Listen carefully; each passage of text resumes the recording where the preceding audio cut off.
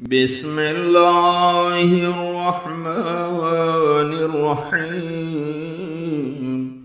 اللهم صل على محمد وآل محمد. الحمد لله الذي هدانا لحمده وجعلنا من أهله لنكون لإحسانه من الشاكرين وليجزينا على ذلك جزاء المحسنين. والحمد لله الذي حبانا بدينه واختصنا بملته وسبلنا في سبل إحسانه لنسلكها بمنه إلى رضوانه حمدا يتقبله منا ويرضى به عنا. والحمد لله الذي جعل من تلك السبل شهر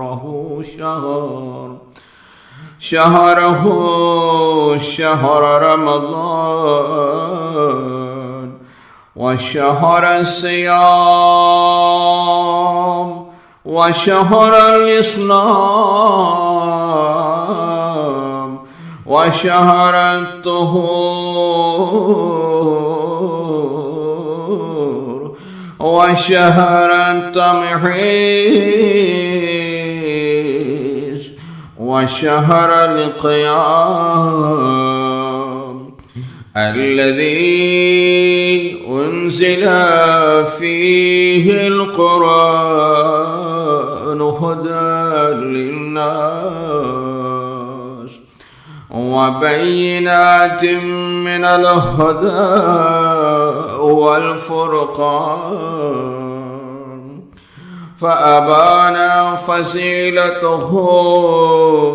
على سائر الشهور بما جعل له من الحرمات الموفودة والفضائل المشهورة، فحرم فيه ما أحل في غيره إعزاما وحجر فيه المطاعم والمشارب إكراما وجعل له وقتا بينا لا يجيز جل وعز أن يقدم قبله ولا يقبل أن يؤخر عنه، ثم فضل ليلة واحدة من لياله على ليالي ألف الشهر وسماها ليلة القدر. تنزل الملائكة والروح فيها بإذن ربهم من كل أمر سلام. دائم البركة إلى طلوع الفجر على من يشاء من عباده بما أحكم من قضائه. اللهم صل على محمد وآله وألهمنا معرفة فزيله وإجلال حرمته والتحفظ مما حضرت فيه، وأعنا على صيامه بكف الجوارح عن معاصيك واستعمالها فيه بما يرضيك حتى لا نصغي بأسمائنا إلى لغو ولا نسرع بأبصارنا إلى لهو، وحتى لا نبسط أيدينا إلى محظور،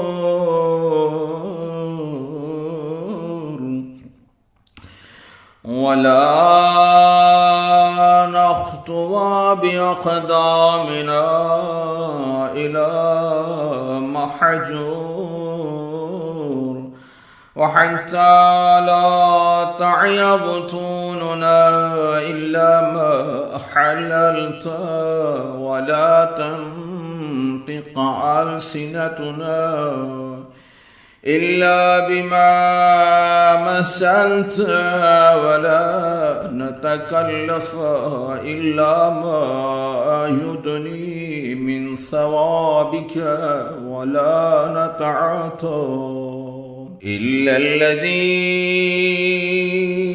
يقي من عقابك، ثم خلص ذلك كله من رياء المرائين وسمعة المسمعين، لا نشرك فيه أحدا دونك، ولا تبتغي فيه مرادا سواك. اللهم صل على محمد وآله، وقفنا فيه على مواقيت الصلاة الخمس بحدودها التي حددت، وفروزها التي فرزت، ووظائفها التي وظفت، وأوقاتها التي وقت، وأنزلنا فيها منزلة المصيبين لمنازلها الحافظين، لأركانها المؤدين لها في أوقاتها على ما صنه عبدك ورسولك صلاتك عليه وآله في ركوعها وسجودها وجميع فواصلها على أتم الطهور وأسبغه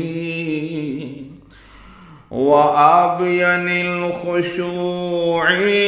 وأبلغه، ووفقنا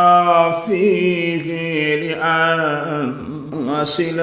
أرحامنا بالبر والصلة، وأن تتعاهد جيراننا بالإفضال والعطية، وأن نخلص أموالنا من التبعات، وأن نطهرها بإخراج الزكاة، وأن نراجع من هاجرنا، وأن ننصف من ظلمنا، وأن نسالم من عادانا، حاشا من عودي فيك ولك، فإنه عدو الذي لا نواليه، والحزب الذي لا نسافيه، وأن نتقرب إليك فيه من الأعمال الزاكية بما تطهرنا به من الذنوب وتعصمنا فيه مما نستأنف من العيوب، حتى لا يورد عليك أحد من ملائكتك إلا دون ما نورد من أبواب الطاعة لك وأنواع القربة إليك. اللهم إني أسألك بحق هذا الشهر وبحق من تعبد لك فيه، من ابتدائه إلى وقت فنائه، من ملك قربته أو نبي أرسلته أو عبد صالح اختصصته أن تصلي على محمد وآله وأهلنا فيه لما وعدت أولياءك من كرامتك، وأوجب لنا فيه ما أوجبت لأهل المبالغة في طاعتك، واجعلنا في نزم من استحق الرفيع الأعلى برحمتك. اللهم صل على محمد وآله، وجنبنا الإلحاد في توحيدك وتقصير في تمجيدك والشك في دينك والعمى عن سبيلك والإغفال لحرمتك والانخداع لعدوك الشيطان الرجيم. اللهم صل على محمد وآله، وإذا كان لك في كل ليلة من ليالي شهرنا هذا رقاب يعتقها عفو أو يهبها صفحك، فاجعل رقابنا من تلك الرقاب، واجعلنا لشهرنا من خير أهل وأصحاب. اللهم صل على محمد وآله وامحق ذنوبنا مع انحاط هلاله واصلح عنا تبعاتنا مع انسلاخ أيامه حتى ينقضي عنا وقد صفيتنا فيه من الخطيئات وأخلصتنا فيه من السيئات.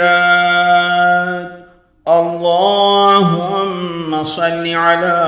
محمد وآله وإن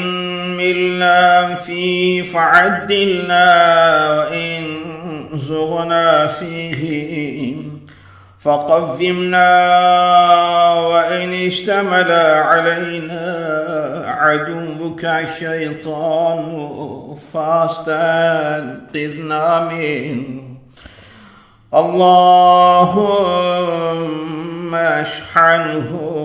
بعبادتنا إياك وزين أوقاته بطاعتنا لك وعنا في نهاره على صيامه وفي ليله على صلاته وتزرع إليك والخشوع لك وذلتي بين يديك حتى لا يشهد نهاره